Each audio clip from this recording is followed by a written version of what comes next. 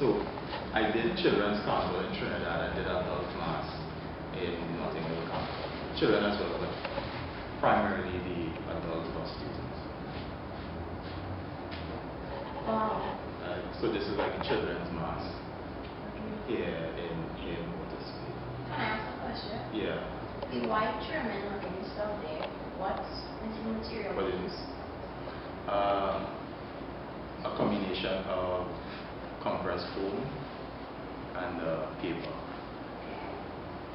Yeah. So it goes back, it says like everything I use paper, cardboard. It has been a base for most of my work. And a big part of my work as well, as I mentioned before, is about responding to place and location.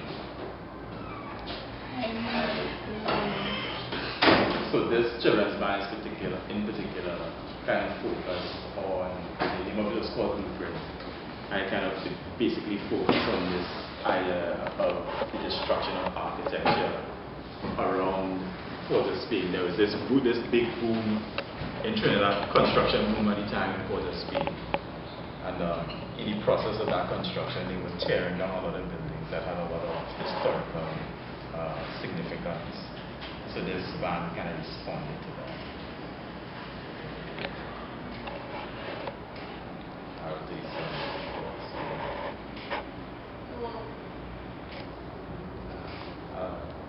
this was when kind of the first ventures outside of Trinidad. So this was in Japan. So this is first kind of carnival-less kind of presentation that was done. So the whole thing is made out of washi. Washi is basically Japanese, a special type of Japanese paper.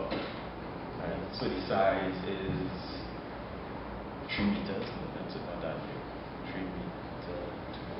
Yeah, about 2.5 meters in diameter overall.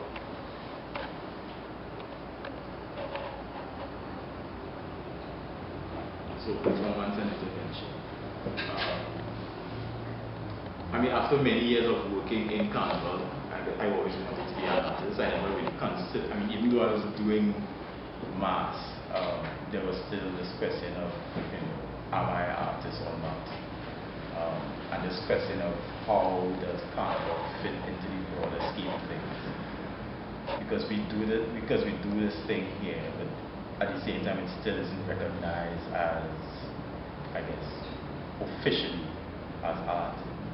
Because drawing is recognized, painting is recognized, sculpture is recognized. We do carnival and we incorporate all these things, but it doesn't have the same kind of recognition that all these other art forms have.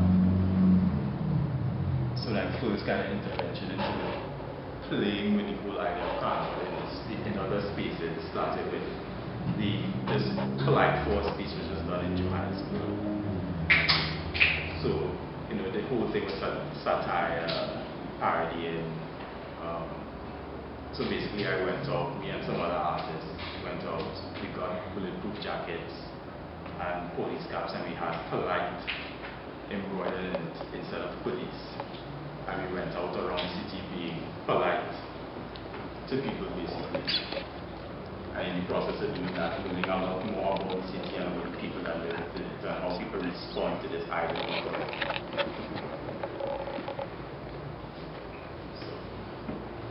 Short of that.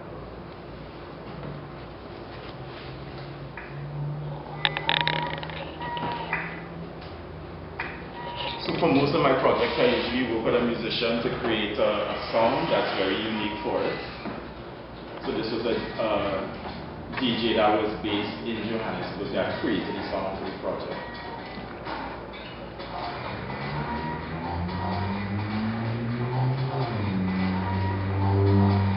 So over the course of about 2 weeks, we would go out to the city and interact with people, and there was a range of different kinds of interactions. People would be coming, most of the time people would be coming to us complaining like they were crying, there's a crime happening somewhere else, but like we're not the police, the polite force, so we would walk around the city, you know, asking people to carry their bags, light their cigarettes, you know, carry bags. Or there's the other thing where people just look at us and go the other way. Because this idea of, you know, authority and law enforcement.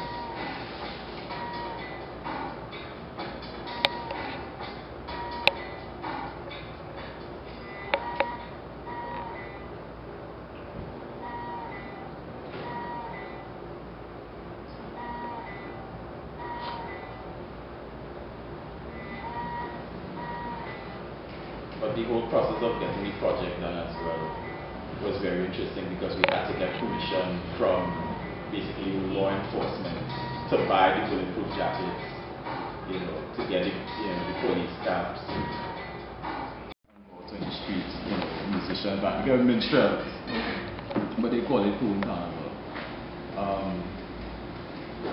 But what happened with the project is you had 150 people on the street in a space that for generations they weren't allowed to be in. And in many ways the project ended basically disaster. So it started off fairly okay, but halfway through a riot broke out. And by the end of the project everything was destroyed.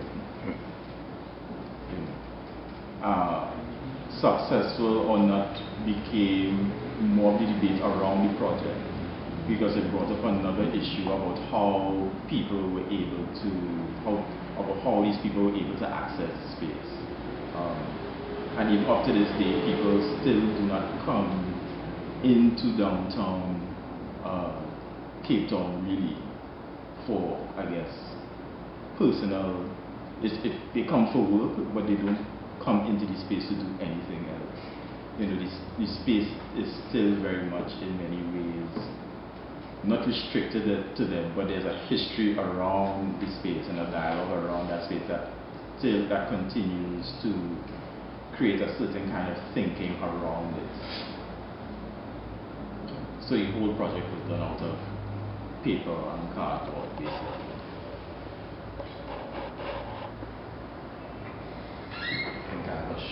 You create all this yourself, or you have a? I worked with some students in creating the project. So I worked with some students to work on the project.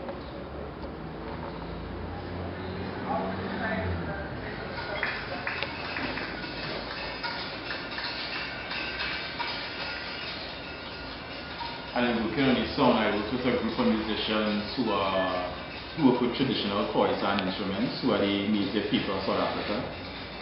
So they make they made instruments from scratch for the project and created a very unique song.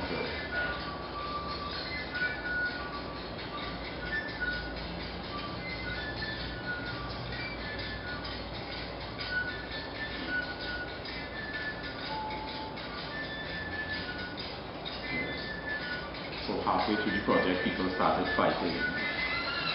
They were literally beating each other with the artwork. Did people participating? Yeah. Oh. So by the end of the project, everything was destroyed.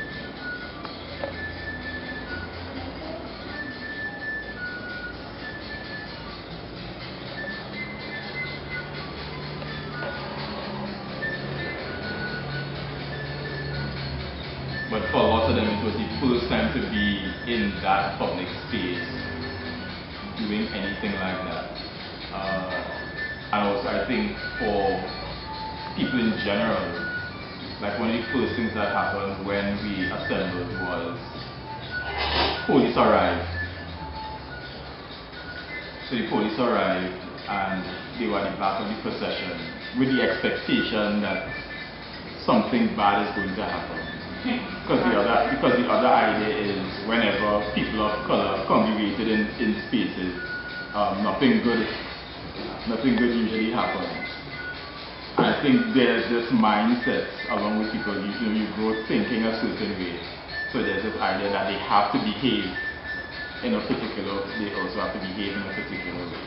So this was the response in the project.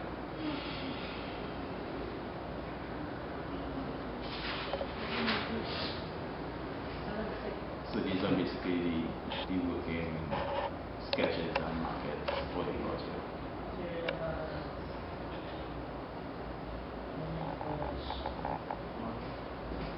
Runaway reaction, Guanju, salt flavor, which was the complete opposite of the experience in Cape Town.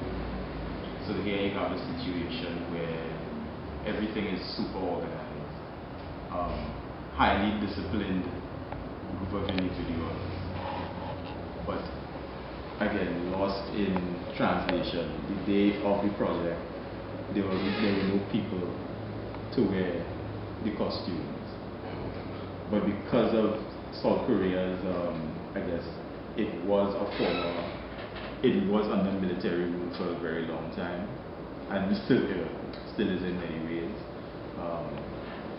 Someone just got on the phone, and 5 minutes later, there were like 75 people standing outside meeting.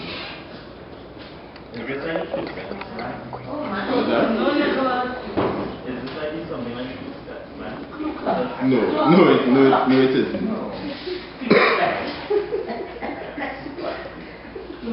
The work was built around this year for the Guangzhou Biennale. It happened on the anniversary of the Guangzhou riots, which kind of led to the whole democratic process of the country. So they wanted to commission a work that kind of responded to that. And there was an incident where during the riots these young men were shot multiple times about the body and dumped into a river. So these points I guess of entry or exit coming off the body is like where people had been shot. So you have all these points that come through the heart, the liver, the lungs. So they're all at very critical points on the body of, I guess, for both entry and exit. This is again paper? What's that? Paper, scaffold? It's a type of foam. Okay. Yeah.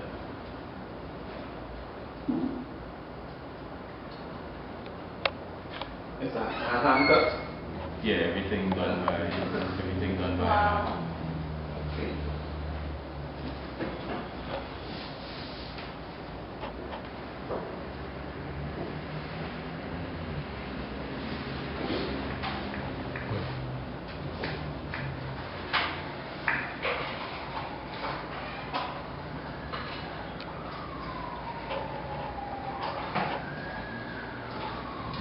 The nice thing about the project as well, because I wanted to work at night, I was able to get the city to take off all the lights on the streets. That's very scary. I love it. It's like Jar Jar. That was the shocking second out. You created that background as well? What's that? There's a background behind it. Yeah.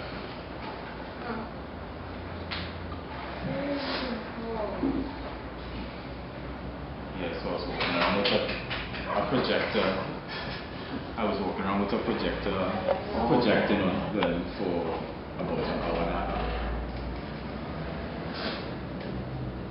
So after doing a lot of performative work for a while and those kind of interventions, I wanted to kind of go back to basics. So this series is something I have been thinking about for a while. This whole idea of class and how, well, the whole idea of this action of powdering. You went to school, a lot of us grew up seeing women with like, and this person was like, why they do it? Where does it come from? And hearing interesting conversations about it as well. Because you hear people say it comes from Trinidad's period of colonialism, interaction with the British, people associated with prostitution. Also, anybody doing it is like a bad girl or something like that.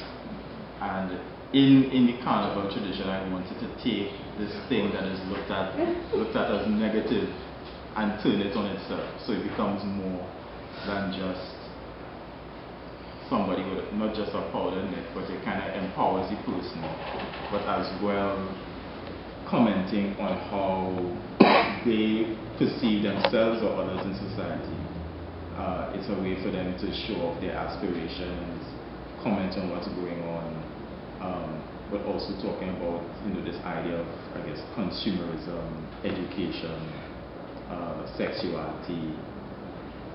So I started on this very popular levels with the schoolgirls, because it's very common to see schoolgirls here, doing this thing in college.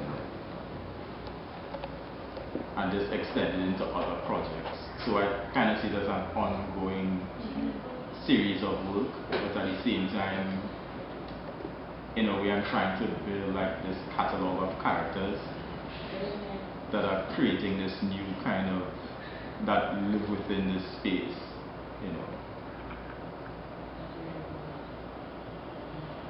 And also with men, because you don't normally see men with this powder, so it brings up a whole other conversation around masculinity in the Caribbean, the bad boy.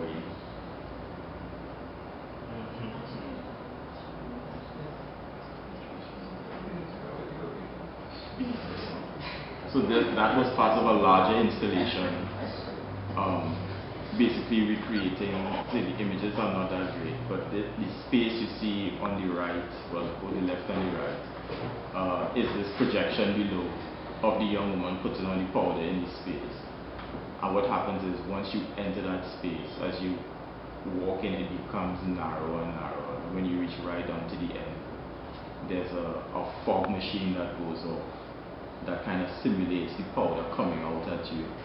So it's almost like a self-defense mechanism that goes off within, this very confined space.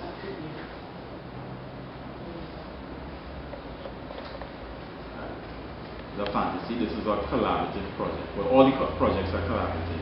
This was done with two other artists, Jamie Loy and Nikolai Noel, who are very good friends of mine. A project called The Fantasy. And this was a response at the time about the escalating crime rate, rape, everything that was going wrong in the country at the time, and still continues to in many ways. We wanted to do an artwork. We didn't want to use the gallery space. We wanted something that was very public. We wanted a community. So basically,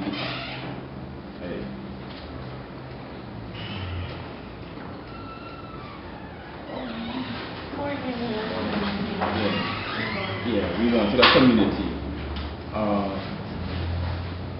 So basically what we did is we built a house.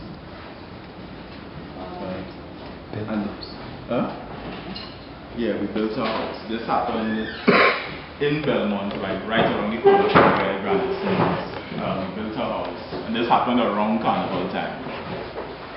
We built a house, well, at least the facade of one.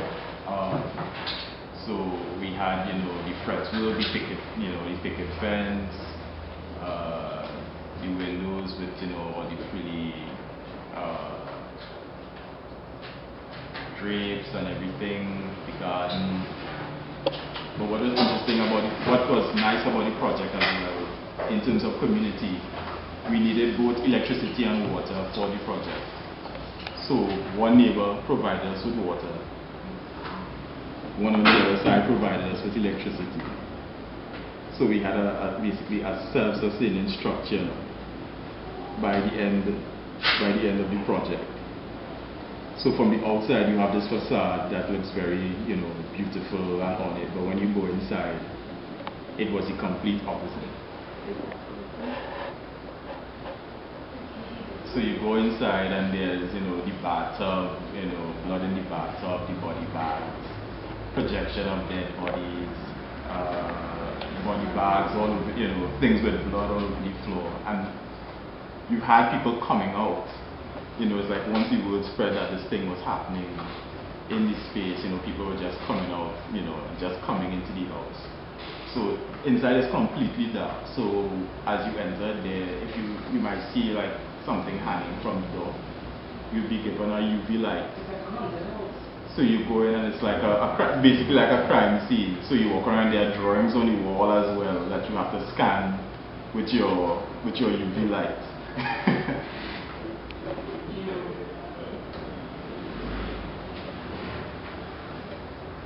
So the couch, if you scan the couch, there'll be drawings on the couch. If you scan it with the UV light, if you open the refrigerator, the smell is bad.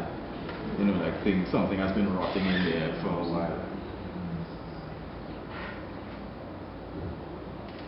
So this is someone entering or coming out of the house with the UV light. And this happened during Carnival. In fact, it was the same day, I think, as the prelims for Panorama or something like that. So what happened is people on their way to Panorama were going to this thing, or when they left Panorama, on their way back from Panorama, were checking it out. On to installation.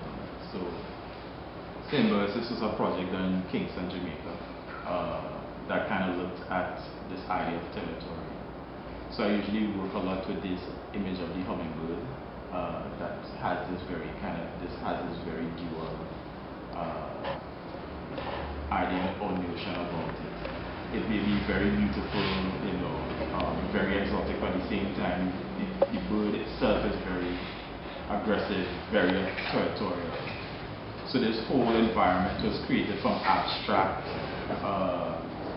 positions of the bird that created new forms and created this whole new environment. But what was also happening here is that each object inside the space was wearable, right? So people that came into the space were encouraged to pick up, put on, and wear the object and move around the space with it. But it never worked because nobody wanted to touch the artwork, because the idea of touching artwork is wrong inside the gallery space. So people never interacted with the space, engaged in it.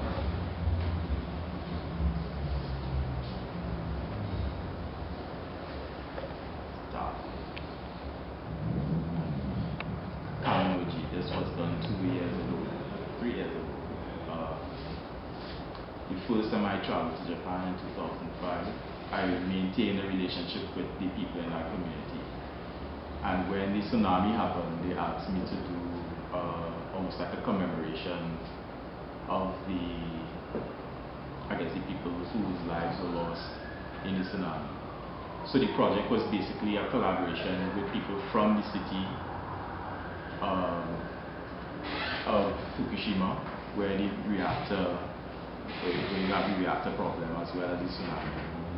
So they came to Mino, and in this collaboration, these strips you see here, all of them written in it are messages to family, friends, and lost ones that they lost in the tsunami. So Kawa, the 3 lines basically means Kawa in Japanese. Kawa Noji is basically family. So you have father, child, mother.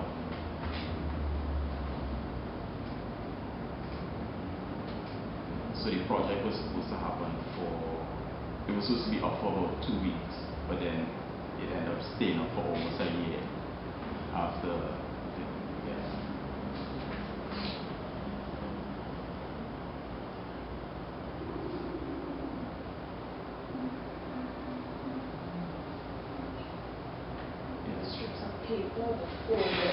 This paper. Yeah, a special paper that was able to hold up. Like when this went up in the winter, basically went winter to winter, right? So rain, sunshine, the paper was still intact. The paper is specially made for the project. Because the city, that's their specialty, that they specialize in paper. They've been making paper for generations, centuries. That's their thing.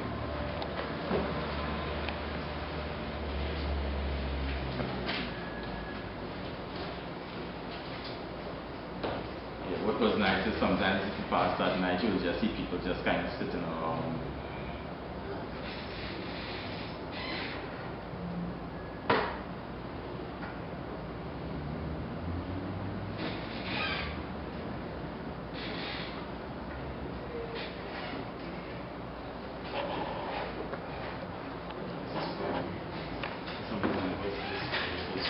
This is for a project it was more of a workshop in Champaign, Illinois, with some students. It was their first kind of interaction with Canvas, and they wanted to do a small procession across the campus. So I worked with some of the forms that I usually create for my projects and creating a new work that was created that was then suspended inside their main gallery. But the object itself never really kept the same shape because it was turning all the time. So every time you come in, the form would change. But it still continued to have that performative element to it. So you had people interacting with it in this way.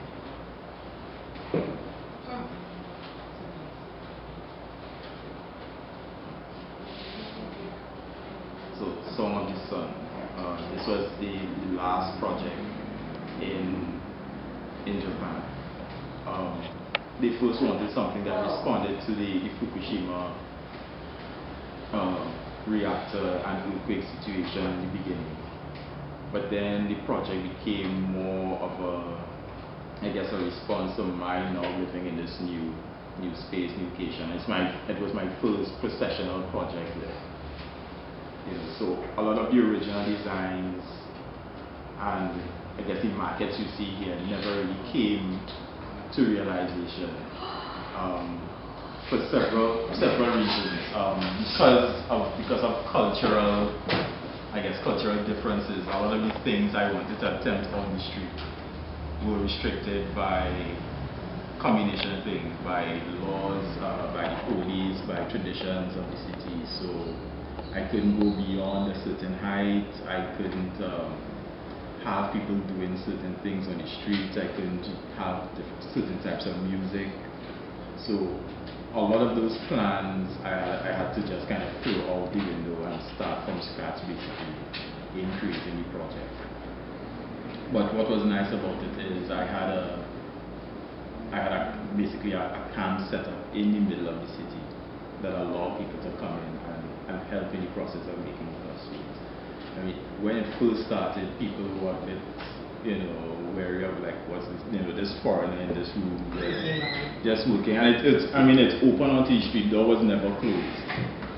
And eventually, over the course of 6 months, one person came in, a conversation started, and then they started bringing back people into the space, and next thing you just had like a full operation going, with people coming, going, bringing their friends, bringing their families to kind of participate, and with costumes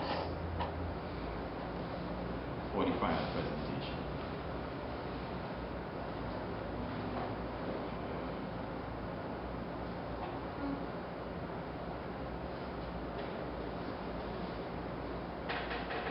But there were all these restrictions about how people should move. So like you go to the police and they tell you, like everybody, because it's a procession, everybody has to be in rows of 3. They cannot dance on the street. They had to stop at the traffic lights. They had, really, really, very, very strict, very, very rigid. But people as well were very kind of paranoid wearing the work as well, because when they see the height or the size, it's like, it's too big, because of the size, there's the assumption that it's very heavy. They're afraid to move in it because they're afraid, it will break. They don't want to move too quickly because they might touch the side of the building. But after a while, it was okay. People just started doing whatever they wanted anyway. All of that is cardboard? What's that? All of that is cardboard? Cardboard, yeah. That is cardboard? Yeah. Wow. and the most recent one, Position and Power. So here's a concept sketch video. Oh, it's very dark. So these are a few images from Tuesday. I can't make the room darker.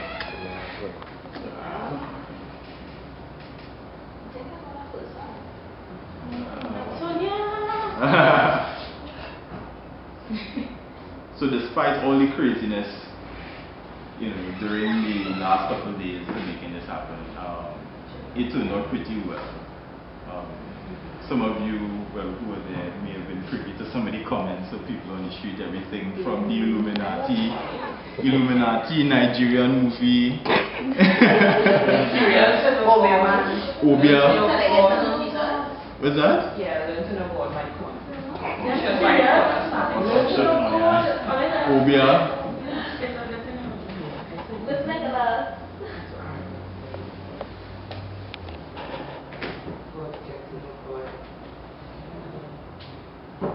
It was a crazy evening. It was basically an evening of a lot of improvisation.